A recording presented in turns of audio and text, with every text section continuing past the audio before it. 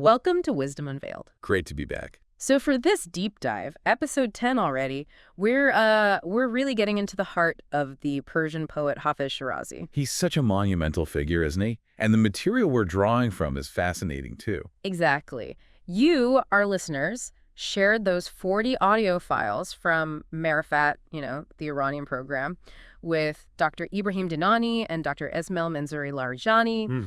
And we spent a lot of time listening, really trying to pull out their core interpretations of Hafez poetry. So that's the plan for today. Yeah, it's amazing hearing contemporary philosophers tackle a poet from the 14th century. It really shows Hafez a lasting power. It absolutely does. Now, just a heads up for everyone listening, this is based on translated conversations. We've done our absolute best to be accurate with Dr. Dinani's and Dr. Larijani's ideas. But translating philosophy and poetry, especially Persian, well, nuances can get lost. Right. So, some subtle points might not come across perfectly in English. We do apologize if there are any little discrepancies. Translation's always an art, isn't it? Bridging those gaps. We appreciate everyone's understanding. Okay, so with that said, let's jump in. Dr. Dinani and Dr. Larijani kick off their discussion with just a stunning opening line from a Hafez ghazal. It goes, Ki she she she she e she she e shali, which translates roughly as, those who turn dust to gold with a glance, might there be a sidelong glance for us? Powerful start. It really is. That first image, dust to gold. What's the significance there? What are they getting at? Well, dust to gold makes you think of alchemy, Kimia. But crucially, Dr. Dinani and Dr. Larijani aren't talking about, mixing chemicals to make actual gold. Okay, so not literal alchemy. No. They interpret it as spiritual alchemy. Spiritual alchemy. Right. Let's unpack that. If the dust isn't just, dirt, what is it?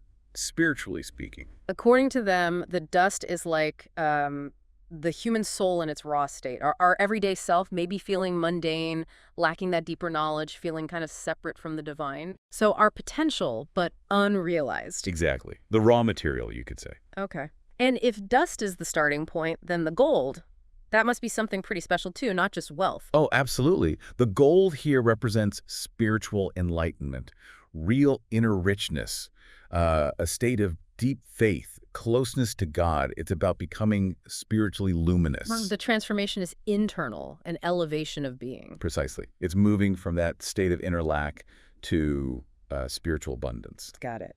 Now, the line also mentions those who turn dust to gold with a glance. These alchemists, the Kimiyagaran, who are they in this view? Dr. Dinani and Dr. Larijani identify them as the spiritually realized ones. People who've reached a very, very high level of spiritual insight and connection. They use the term aliyah. Aliyah. Yeah, which means something like friends of God or maybe perfect human beings, just souls who've already made that inner journey, that transformation. Friends of God.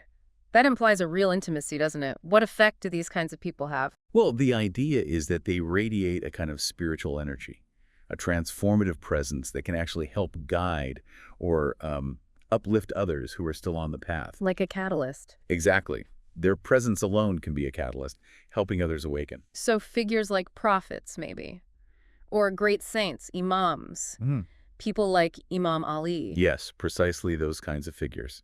People whose lives just embody that profound connection and wisdom. They're living examples of this spiritual alchemy. It's a powerful idea. But does that mean we just wait around for them? Or is our own effort involved? That's a really key point. Dr. Dinani and Dr. Larijani definitely stress that while the grace or influence of these enlightened beings is important, maybe even vital, it doesn't replace personal effort. You need that sincere seeking, that deep desire for growth from within yourself. It's not passive. So it's both, like our striving meets their potential blessing. Yeah, something like that. A combination of sincere seeking and the possibility of receiving that guiding influence. Okay.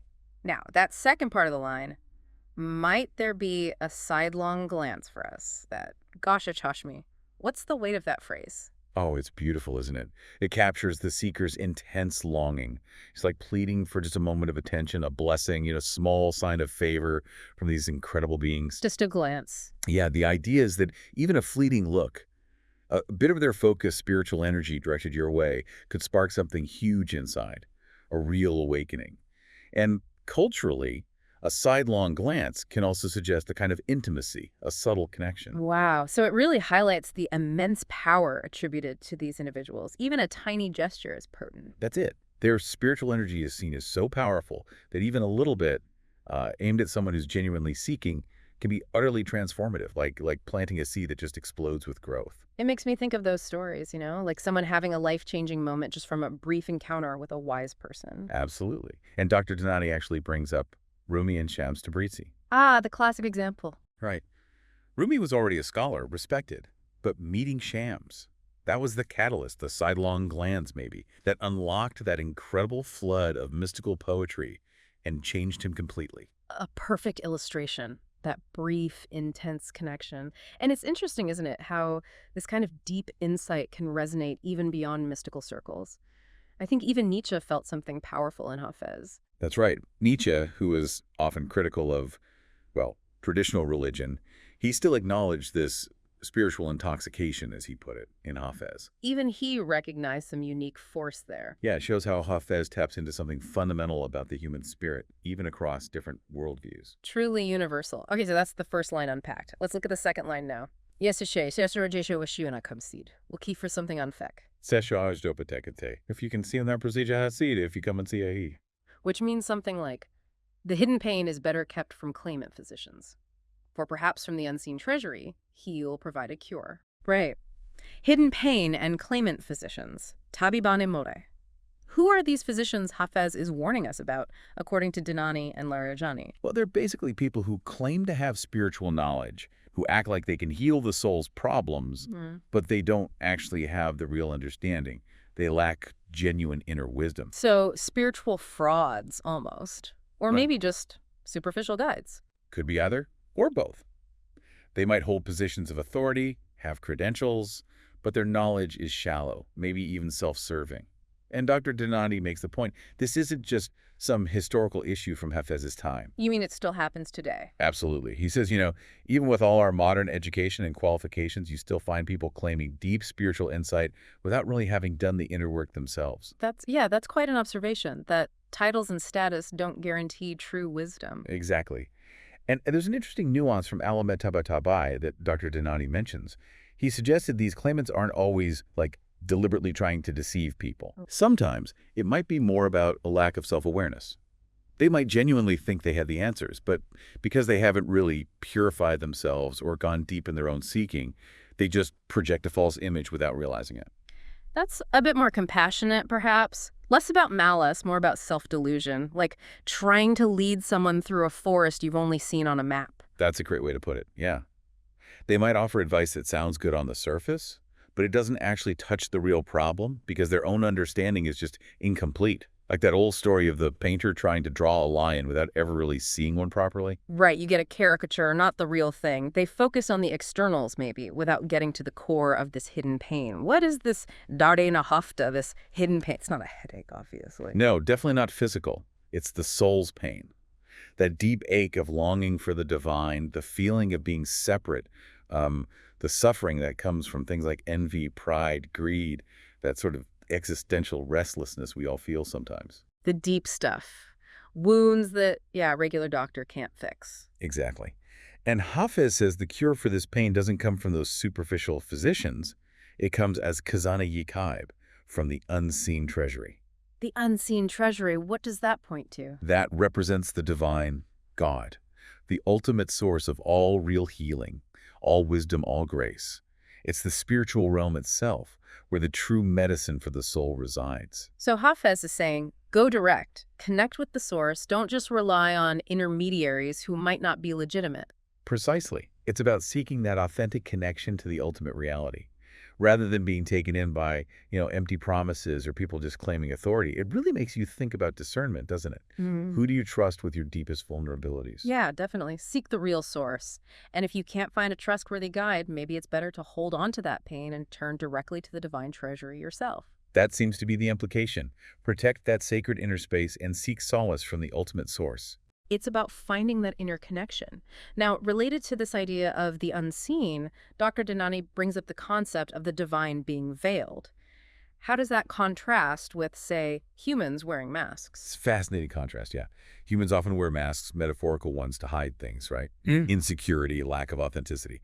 But the divine veil, that's different. How so? The idea is that the divine in its absolute infinite reality is just. Too much for our finite human minds to handle directly. If God's true nature were fully revealed, unveiled, it would simply overwhelm us. We couldn't comprehend it. So the veil is almost like a necessary filter, a mercy even. Exactly. It's protective. It allows us to experience aspects of the divine in ways we can process through its manifestations, mazahir, Manifestations like, like the beauty in nature, acts of incredible kindness or compassion, the wisdom you might see in truly enlightened people. These like glimpses, reflections of divine attributes made accessible to us. like seeing the sun reflected in water rather than trying to stare directly at it. That's a perfect analogy. We see reflections, traces, signs. Like the famous story of the people touching an elephant in the dark. Each person gets a piece of the truth, a limited perspective, but not the whole animal. Right, and so our stories about God, our theologies, our hikayat, they're inevitably shaped by our limited human imagination, our tasser. They have to be. We use the concepts and images we understand. Even the Prophet Muhammad, peace be upon him, acknowledged that God's ultimate essence remains a mystery beyond full human grasp. So the divine remains fundamentally mysterious, even as we experience its presence through these manifestations. A glorious mystery, yes. Always more to discover, always beyond our complete understanding. Wow. Okay, so bringing this incredible couplet and the insights from Dr. Dinani and Dr. Larijani together, what's the core message you think we should take away?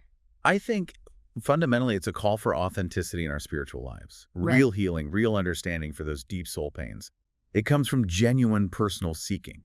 It comes from connecting with that ultimate source, not just relying on people who claim to have all the answers. So discernment is key, and cultivating our own inner connection. Yeah, be careful who you trust for guidance, but also put the effort into your own direct relationship with the divine, however you understand that. It's definitely a challenge to look past the easy answers, so maybe a final thought or question for our listeners to chew on. Maybe reflect on your own hidden pains, those deep places within.